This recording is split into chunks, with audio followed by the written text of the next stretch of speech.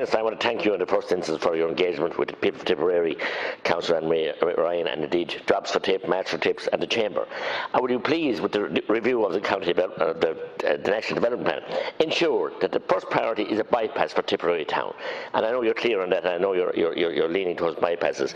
If that's part of the N8 of the M24 project, all the better. But the bypass for the town, it's been choked, especially since Brexit, with the increase in heavy freight traffic from the west to the east. It's huge. So I'm pleading with you again. It is vital time to give priority to that, to ensure that the community groups, wonderful people in Tipperary, they were forced onto the streets in the March for Tip 2 years ago. They'll do it again if they have to, but they rather work with you.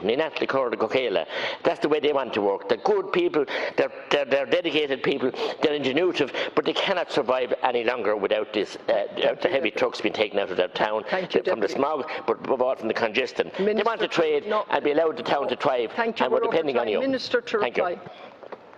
You know, Deputy, we've had very extensive discussions of this in a whole range of different fora, and I agree. I think that the bypass of Tipperary town is just exactly the sort of project that I think should be prioritised, and I'm encouraged that in the recent public consultation on looking at the wider, longer N24 upgrade route options, as I understand that TII very specifically within that consultation process was listening to and also not ruling out an immediate prioritisation of a bypass of Tipperary town as an example of what could be done, and then the road subsequently, as it further upgrades, can link into that. I think the example given was that in both Cashel and Care, a similar approach had been taken, and that had worked very effectively.